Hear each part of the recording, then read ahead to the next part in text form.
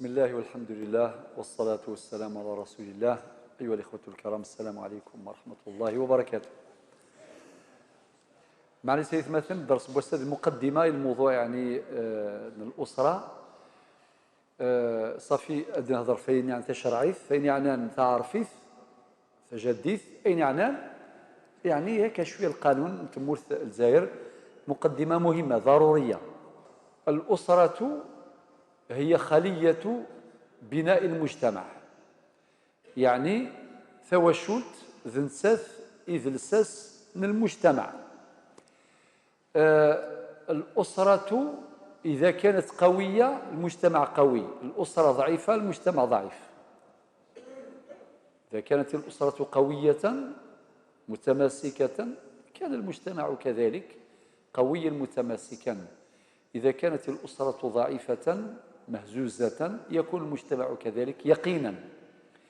ثوشلت نساتي لساس زرام ثوشلت ترثوشلت خدمنا الذروم أي قارن دعوة الخير أكون جعل ربي ذا الذروم قبيلة عشيرة يسروية ونغرم يبعد فلنا ولهمهم. إذن بعد إذرمان وكذا وكلما يوض المجتمع هذه تسمغور. لذلك ثوشلت تسعى غزال ذي الشرعيف، ثوشلت تسعى غزال ذي الشريعة، وثوشلتاكي منطلقها من عقد الزواج. لذلك هو عقد مهم، عقد الزواج. وعقد الزواج سماه القرآن ميثاقا غليظا كما في سورة النساء الآية 21. الآية 21 ربي قال وأخذنا منكم ميثاقا غليظا. ربي سبحانه يسمى يسي العقد الزواج يسمى يسي الميثاق، ولاش العقد يسمى ربي يسمى قيسي ووجه. وكلمة الميثاق وردت في موضعين، وردت في موضع الزواج وفي موضع النبوة كما سيأتي البيان مفصلا بعدين. قم كان النبوة مقام شريف يفذر ربي كلمة الميثاق. وسينا كان العقد ما كان العقد لا. وذي موضوع الزواج اسمه مثل الآية 21 من سورة النساء. وزاد ربي سبحانه هذا العقد بعدما ينعقد بعد انعقاده بعد إبرامه كما قلنا وسنكرر تفاصيل. كاين شروط الإبرام الانعقاد، كاين شروط الصحة، شروط النفاذ، شروط اللزوم، تفاصيل سيأتي بيانها في الوقت المناسب. بعدين هناك مرافقة شرعية لهذا العقد. مرافقة ماذا أقصد بالمرافقة؟ معناه هناك سياج منيع من الأحكام الشرعية الحافظة للأسرة المحققة لاستقرارها لأداء رسالتها التربوية، لأداء رسالتها التعليمية، لأداء رسالتها الاجتماعية، لأداء رسالتها الاقتصادية، لأن الأسرة عندها مقاصد متعددة. ثوشلت ميلا تقرز ذا شو دينا الشرع تجارة ماشي ذاك زوج من بعد تجي خاطي ثلاث المرافقة. هذه المرافقة في مقدمة اليوم تتمثل في عدة أمور. الأمر الأول بيان منظومة الحقوق والواجبات. معنى ربي يفقند الحقوق برقاز، الحقوق نتمطوث، الواجبات برقاز، الواجبات نتمطوث. خاطر باش هذه الاستقرار لاستابيليتي، باش هذه لي توازن وذي الاستقرار. إلا قد لي كاملش محال، إلا قد لي كيليبري، إلا قد لي متوازنة. والآيات كثيرة، منها مثلا الآية 231 من سورة البقرة، الآية 34 من سورة النساء، الآية 35 من سورة النساء، الآية 21 من سورة الروم. تصل الآيات والأحاديث سيأتي بيانها، إلا الحديث حديث البخاري مسلم، حديث موطأ الإمام مالك، المسند الإمام أحمد، المستدرك الإمام الحاكم. أن نجتهد باش نجيب يعني ما تيسر من هذه النصوص في الكتاب والسنة لإبراز هذه المرافقة. على سبيل المثال في حلقة اليوم ربي ند مثلا في سورة الروم، شفوا عليها الآية 21، نربطها بهذيك باش تشفوا عليها. الآية 21 من سورة النساء، ميثاقا غليظا وأخذ منكم ميثاقا غليظا. الآية 21 من سورة الروم ربي قال ومن آياته ومن آياته أن خلق لكم من أنفسكم أزواجا لتسكنوا إليها وجعل بينكم مودة ورحمة إن في ذلك لآيات لقوم يتفكرون. يرني في كذا ربي سبحانه سين أسس ديم قرانا ذاكي إلى المودة والرحمة. سين المودة يرقى سنطوط، ولكن إذا غسيل الرحمة أي غير دينا الرحمة سين بروتكسيون، حماية.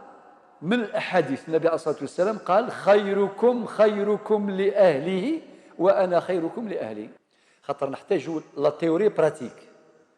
النبي عليه الصلاة والسلام أعطى لا تيوري الجانب النظري في أحاديث كثيرة.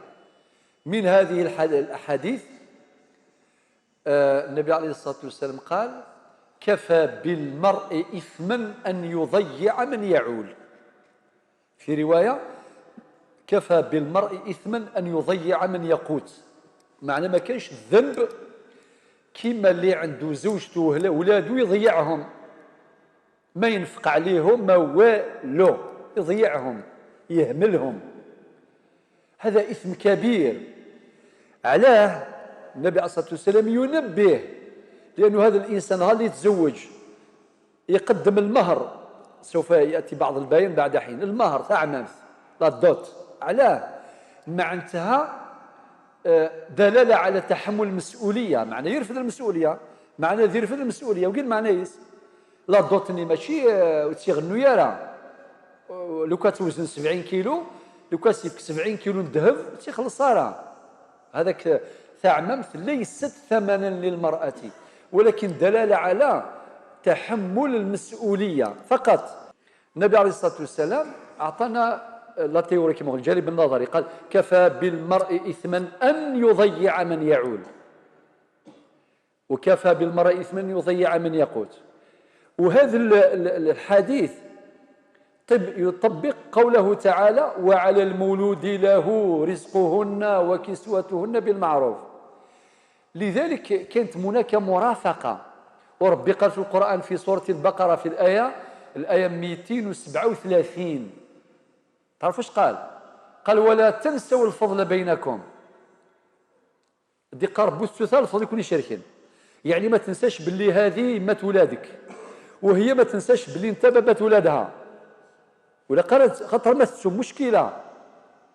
ما تنساش باللي واحد النهار رحت خطبتها وديت الناس وديت الشيخ الجامع الله يبارك وقريت الفاتحه وصلت على النبي عليه الصلاه والسلام وما شاء الله، وباباها قال لك هذه امانه اعطي لك بنتي امانه. هناك مرافقه للوحيين كتابا وسنه لهذه الاسره. اذن الاسره مهمه على بالك، حتى في حياه النبي عليه الصلاه والسلام في حياته الاسره مهمه. تعرفوا كي رجع النبي صلى الله عليه وسلم من غار حراء، كيرجع ينزل عليه الوحي وخايف، كينزل عليه جبريل وكذا اقرأ ما أنا بقارئ، تعرفوا كاع القصة. ورجع قال له زملوني لقد خشيت على نفسي. ثرك التولى سيقرأ غمثي يقاذر في إيماني ورسينا الوحي لا يعرف. أول اتصال بين السماء والأرض أول مرة. إن شاء الله توصلوا كامل إلى تلك البقاع تتفكروا هذه المعاني. النبي عليه الصلاة والسلام خديجة بنت خويلد وهي أول امرأة سبحان الله آمنت، أول امرأة أسلمت هي. النبي عليه الصلاة والسلام خديجة قالها خشيت ولقد خشيت عن نفسي إلى آخره. ممكن خديجة تقول له أنا امرأة روح للرجال هذه الأمور خاطيني، عندها الحق ولا لا؟ يمكن السنال شوالي قالت له كلا والله لا يخزيك الله أبدا. وبعدين ذكرت جملة من خصاله الحميدة: إنك لتصل الرحم. إيه أنت ناس ملاح، وتحمل الكل وتكسب المعدوم وتعين على نوائب الحق ونوائب الدهر. ذكرت له واحد الخصال، قالت له ربي ما يخليكش. علاش قلت لكم هذه الحكاية؟ باش نقول لكم باللي ربي سبحانه وفر، حقق للنبي عليه الصلاة والسلام، أو هيأ له الأسرة المسلمة التي تكون في مستوى استقبال الوحي الطاهر. ربي هكاك توشلت النبي عليه الصلاة والسلام تقابل. إذن جاب ربي رسالة كافية، معناه هناك مرافقة لهذا الوحي للأسرة المسلمة. هذه المرافقة وين تكون؟ دروك نقول لكم بعض المحطات. تكون عند الانعقاد، عند إبرام العقد.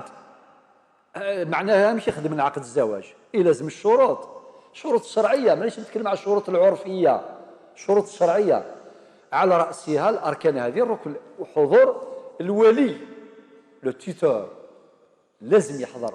النبي عليه الصلاة والسلام قال: لا نكاح إلا بولي، لازم يحضر إلى قيمة ولان. والإمام كيدير الفاتحة يقول وراه ولي، وراه الولي شكون؟ لازم يكون باباها ولا جدها ولا خوها ولا عمها لازم يكون. إلا ما كانش كامل يكون الوكيل اللي عنده بروكراسيون، وكالة، وعقد الزواج يقبل التوكيل، يقبل الإنابة. معناتها هذه حماية، معنى هذه المرأة عندها سند. الله يرحم اللي قال ناس زمان: إن كيوث انت تتسقوذ وتستحي، العين وحده تخاف والاخرى تحشم. فهمتوا؟ شوف الأصالة. إن كيوث انت تتسقوذ وتستحي، لذلك يدور الفاتحة وكذا، مش كيما الآخرين اللي ما عندهمش كاع علاقة. حنا شعبنا مازال في خير كبير، والله لا في خير كبير بزاف. بدليل، نعطيكم دليل أنه القانون هذه فور عنده 10/10. القانون تاعنا سماها الفاتحة، ما قالش عقد القران، لا سماها الفاتحة. معناتها منين خذاها؟ مش من الفاتحة، سورة الفاتحة أول سورة في الترتيب المصحفي، وخذاها من العرف تاع عرفيت. خاطر الناس كامل يجي واحد يقول الشيخ روح تقرا لنا الفاتحة. الشيخ فهم معناتها يدير لك عقد الزواج ولا لا. وحنا كي تزكيو لنا روحوا تحضروا الفاتحة فهمناكم. المصطلح لو تيرم هذا المصطلح موجود في المجتمع. القانون تاع الجزائر جابوا داروا في القانون مباشرة في قانون 84/11. معنى البوان فور هذه سي بور سا. وين غلط القانون نقولوا غلط، وين نسقمها نقولوا نسقمها. هذا بلادنا وقانون تاعنا نمشيو مع بعض، سواء في امور الاسره ولا في امور اخرى نتاع التجارات والمعاملات المختلفه. لذلك علاش قلت هذا الكلام؟ اذن هناك حضور للسنه هنا: لا نكاح الا بولي. زيد وشاهدي عدل، لازم يكونوا المينيموم 2 شهود على الاقل، يكونوا هناك 2 شهود سن إنيان، ما لنا أكثر معليش مولاش سن قليلين. أي غار الشهادة في الشهادة توثيق. بكرية كانوا يتزوجون بلا كارت، بلا النوتير، بلا القاضي، بلا والو. يديروا عقد الزواج بحضور الإمام والشهود والناس وكذا. أم بعد 30 سنة 20 سنة يبغاو يديروا عقد الزواج، واش يديروه مي بار فوا جوستيس، عن طريق المحكمة. لا لوا 94/11 الارتيكل 22 المادة 22. العقد العرفي عندنا هو عقد شرعي، لذلك حتى الأحكام التي صدرت في الجزائر على مستوى 48 ولاية كاع واش يقولوا كي يصدر الجوجمون، القاضي يدير الجوجمون يقول: أمرنا بتسجيل عقد الزواج بين فلان وفلانة بأثر رجعي يعود إلى 30 سنة اللور، الذي أبرم طبقا لأحكام الشريعة الإسلامية. وديفو يقول طبقا للفاتحة، هذا ما كان. وهو عقد عرفي ولكن عنده قيمة شرعية وعنده قيمة قانونية. القاضي طلب الشهود، يا الشهود تشهدوا باللي صح صارت فاتحة، حضرتوا الفاتحة قبل 20-30 سنة؟ تقولوا نعم. يقبل 50 سنة يبالك ماتوا الشهود، الشهود ماتوا، كاين الحل الشهادة بالسماع.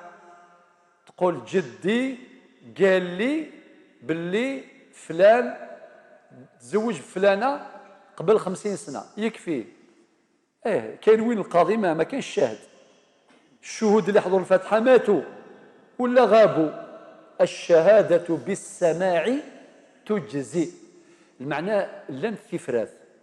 غير تحكي خمسة باش دينا باللي لا المرافقة الشريعة.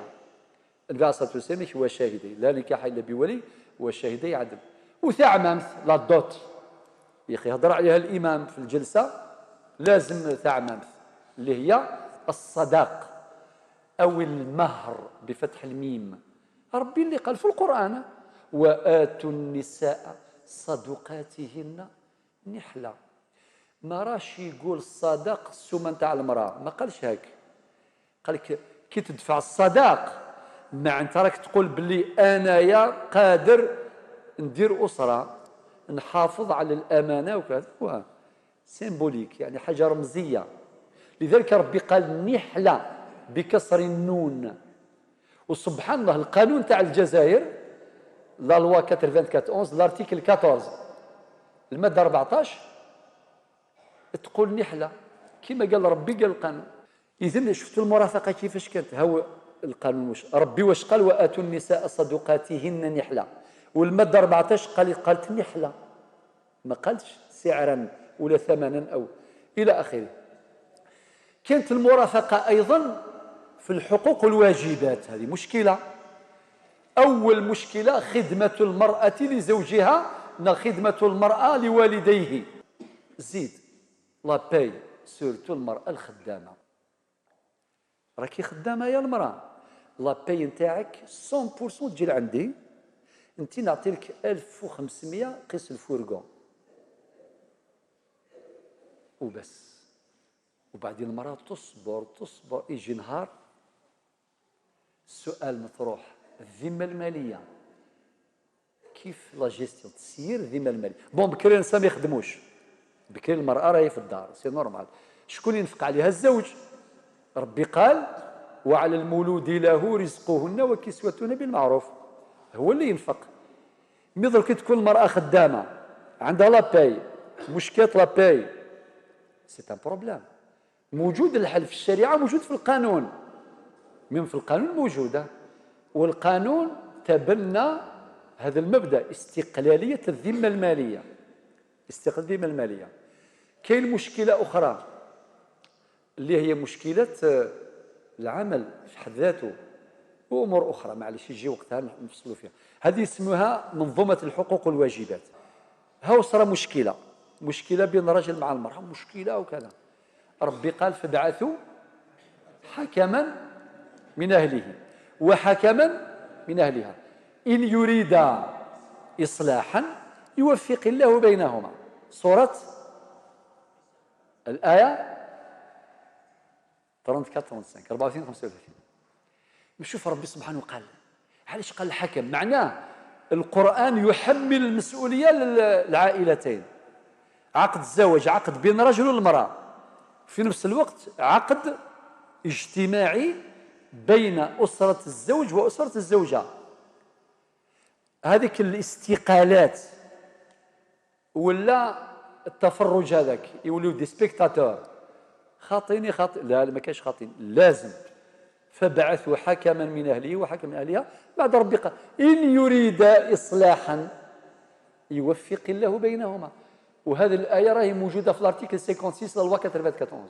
هذه موجوده وموجوده في الماده 49 القانون 84/11، وموجوده في قانون 75/58 الماده 439.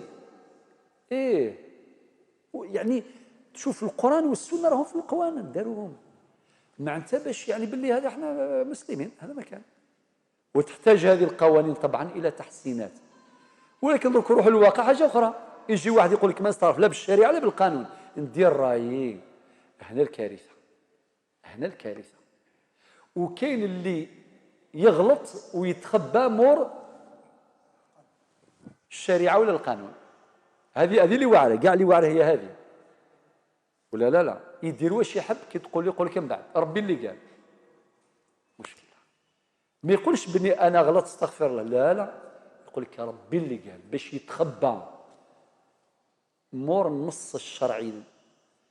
يعني يغلط قرنش ربي يعفو يغفر يولي شطن يوخر. إما إلا يغلظ من بعد يتسفر ذفير النصوص وكذا غضو. لذلك الشريعة أيضا راهي حاضرة ماهيش غايبة. طيب إذا كان وصلت إلى الحل لازم يديفورسي، يلا ميم الشريعة ميم في حالة الطلاق راهي موجودة، سواء في الأحاديث النبوية سيأتي بيانها مفصلة أو في القرآن. ربي واش قال في القرآن؟ ديجا كاين سورة كاملة اسمها سورة الطلاق، سورة كاملة اسمها سورة الطلاق. يا أيها النبي إذا طلقتم النساء فطلقوهن لعدتهن وأحصوا العدة إلى آخره. وربي قال أيضا في سورة البقرة الآية 228 29 بعد ذلك الطلاق مرتان فإمساك بمعروف أو تسريح بإحسان. قال مرتان. علاش قال مرتان؟ خاطر كاين عادة بكري في الجاهلية وكاين درك، ميم درك كاينة اللي طلق مرتو اونغرو طلاق رفال، نسميه الطلاق والرفال، يطلقها 20 مرة ضربة واحدة. موجودة ولا مش موجودة؟ سيني فريغان. لأنه النبي عليه الصلاة والسلام في زمانه قالوا له فلان طلق مرتو ثلاث مرات بركة في مجلس واحد. تعرفوا ايش قال لهم؟ قال لهم أيلعب بكتاب الله وأنا بين أظهركم؟ كم تلعبوا بكتاب ربي وأنا حي بيناتكم. الطلاق مرتان فإمساك بمعروف وتسريح بإحسان. معنى دار ان ريدريسمون، دار سقم الأمور. وهذا هو المطلوب منا. ماناش ما نقولش ما نغلطوش، نغلطوا نورمال، يعني نتكلم بلغة الجمع. رانا كاع خوا ربي يتقبل منا، وين غلطنا استغفر الله والسلام عليكم وعليكم السلام عادي. من المشكلة هذاك اللي غلط كيفاش ترجعوا يا بربي ونبي يا بالقانون. سبوسي نقول القانون اكسبري، يعني قاصد هذا الشيء. منها نعطيو معلومات علمية في القانون، منها نقولوا بلي ماشي كاع القوانين تاع البلاد ماشي مليحة، منها باش نقولوا انه كاين دي فوا كاين القانون. قبل ذكرت حديث النبي عليه الصلاة والسلام كفى بالمرء إثما أن يضيع من يعول. سمعتوا الحديث؟ اللي يهمل مرتو كذا ديميسيوني كاع وولادو كذا، ما فهمش هذه نقول له لارتيكل 330 الكود بينال هذا ما كان، وسماها القانون ترك الأسرة، جريمة ترك الأسرة، جريمة. الارتيكل 330 يعني المادة 330 وما بعدها. معنى كاين قانون العقوبات الكود بينال. دي فوا مضطرين نستخدموا هذه. تقول يا فلان اسمح لي ما حبيتش تسمع كلام ربي وكلام النبي، يلا نهضروا درك لغة القانون. هكذا كما قال المصري حنعمل ايه يعني لازم هكذا. في كوال مقل الكلام كديوغال سابرين هذا ما كان. الشريعة حاضرة أيضا في هذه، في موضوع الطلاق. سمعتوا؟ مع لازم يكون طلاق سني ماشي طلاق بدعي. وكان يطلق مرته وهي نفساء، هي نفسها في السبيطر في لاكينيك ويطلقها، ولا هي حائض، المرأة تكون حائض بلا الرجل نتاعها بالعادة ويطلقها. لا هذا بطلاق بدعي وصاحبه آثم. أبري نلحقوا يقع أو لا يقع، هذه مسألة سيأتي بيانها. ما نروح بلا عقل. معنى الشريعة تقول لك ايش راك تربينا، تقول يا بنادم أيها الرجل. المرأة كي يكون عندها العادة ميم الطبيعة نتاعها تتبدل، كاين تغير بيولوجي وبعدين عنده تأثير سيكولوجي. هو يفهمنا الشرع ربي قال له روح بلا عقل ما تطلقش في هذا الوقت. لا، باش يكون طلاق سني ما لازمش يكون في فترات النفاس ولا الحيض ولا كذا، فيه تفاصيل. إذن الشريعة راهي موجودة. يلا ممكن يجي الخلع. دي فوا المرأة هي تطلق، سورتو درك مع القانون المادة 54. علاه؟ من نهار اللي اندارت ولاو بزاف نساء يطلقوا ازواجهم بزاف. نعطي لكم بعض لي ستاتيستيك ماشي اليوم باش ما نخلعكمش اليوم شويه برك، خاطر كاين وين الراجل يطلق مرته، كاين وين المراه تطلق زوجها، كاين وين القاضي هو اللي يطلقهم. في الارتيكل 53 الماده 53 اذا شاف دعوه سافا با كاع القاضي يقول طلاق. هذا اسمه التفريق القضائي، والتفريق القضائي طلاق واقع، وهو طلاق بائن على البينونة الصغرى، ولكن هو بائن. صافي الخلع هذا، الخلع موجود في المادة 54 في القانون، وموجود في القرآن. واش من المادة، واش من الآية 229 229 لا جناح عليهما ولا تخافون لا جناح عليهما فيما افتدت به. هذه الآية 229 من سورة البقرة، القانون تاعها جبدها ودارها في المادة 54.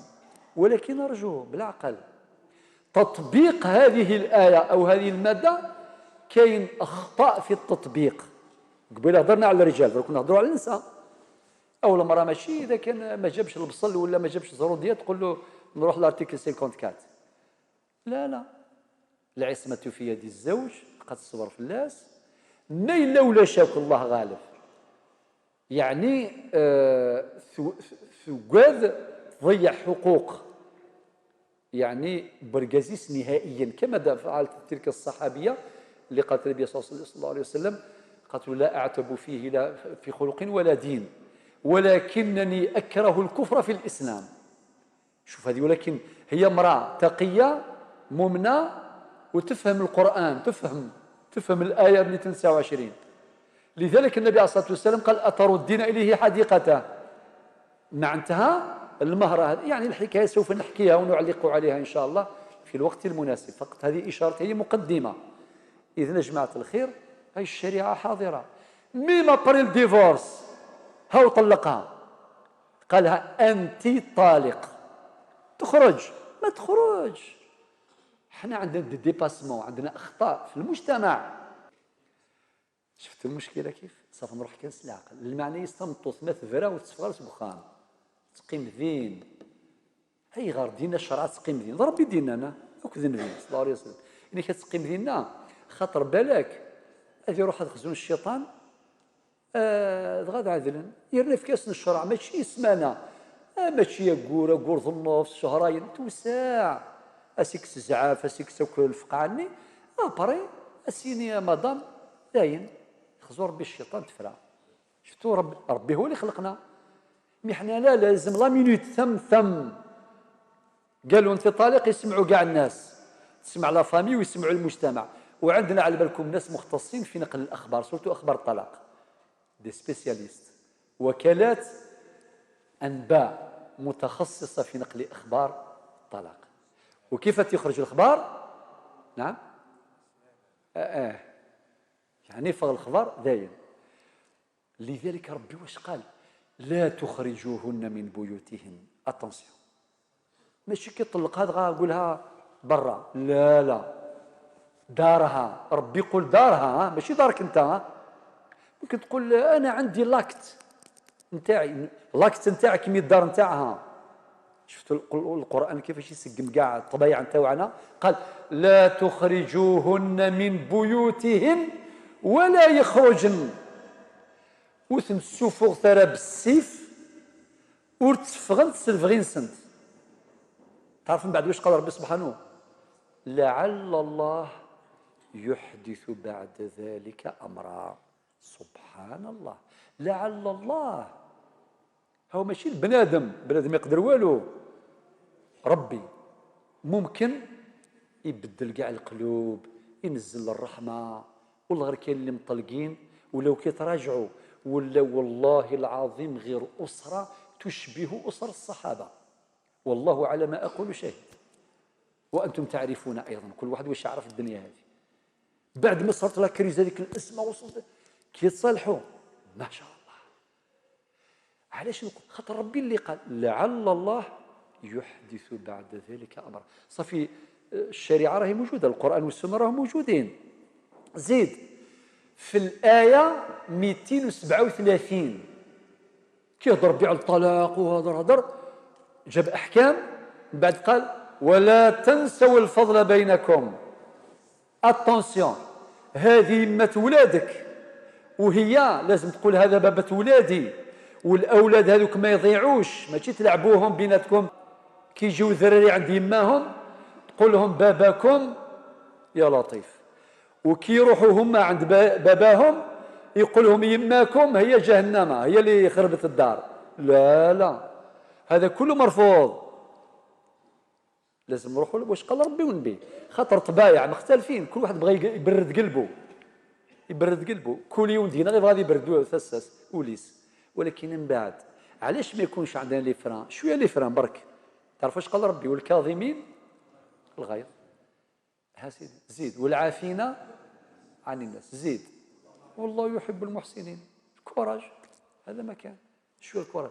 لذلك ربي قال وموضع هذه الآية عجيبة، جاء في الآية 237 وكانت مسبوقة بآيات سيأتي بيانها في الوقت المناسب. قلنا إذن الشريعة حاضرة حتى عند نهاية هذا العقد، انتهى. وكاين من بعد ما يسمى بعد الفراق. الفراق وصل، الشريعة تجور حاضرة. قالت بالنسبة للطلاق في حد ذاته هذاك نهار سا ديبون طلاق سي كا بار كا.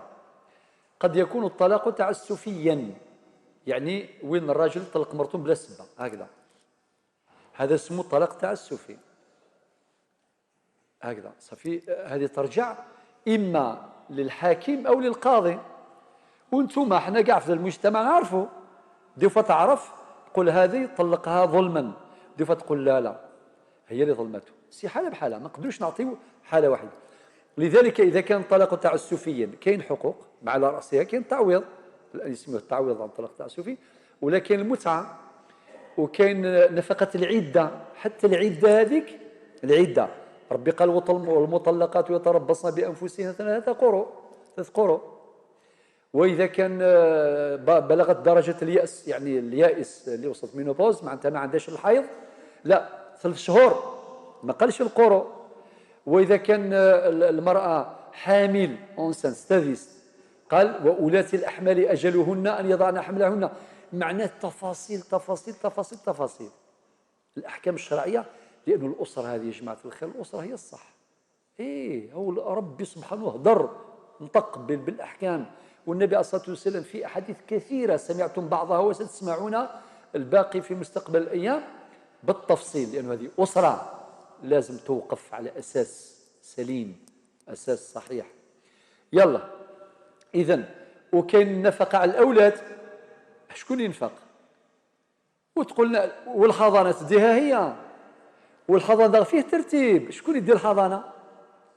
تديها الام، وبعد الام شكون يجي؟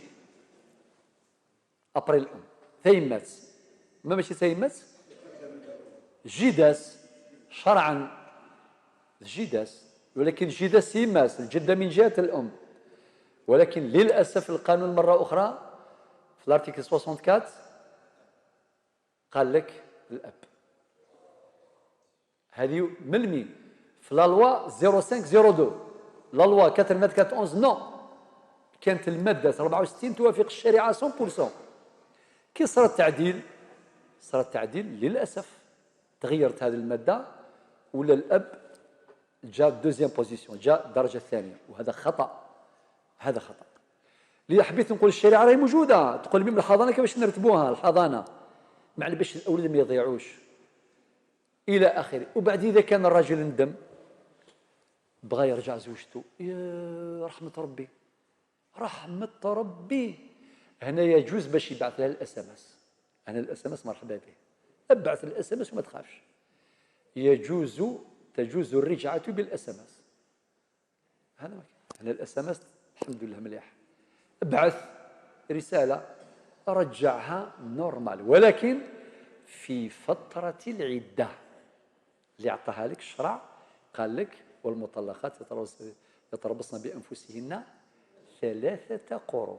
في المدة هذه رجعها وبدون عقد ولا مهر، بكلمة اس ام اس ولا اليونيتي وحده ولا بكلمة.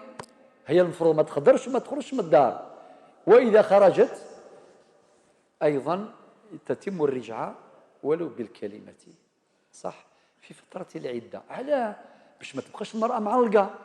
ولو كان طلقتها بعد 2 3 عود، إذا كان ما عودش تزواج طبعا، أروح طلبها من جديد، خطبة جديدة وفتحة جديدة وثعممت جديدة، مهر جديد، ويقال لكم الشيخ الفاتحة والسلام. إذا ما راحتش اون جوستيس صوب ديال العقد الزواج هذاك الأول مازالوا صحيح، كملوا به، عيشوا به نورمال. إذا كان وصلت اون جوستيس، هنا لازم يتفسخ العقد بسعي من النيابة العامة. تدخل هنا، يدخل البروكيرور ثم يتفسخ العقد. لازم تعودوا عقد جديد واحد آخر في البلدية ولا عند النوتير على حسب المادة 18 من القانون وفرات. اليوم سمعتوا شغل هكذا بشكل عام، أبري ندخلوا في التفاصيل الفقهية في هذا الموضوع. نتلاقاو بعد 15 يوم إن شاء الله. الله يحفظكم ويستركم. والسلام عليكم ورحمة الله.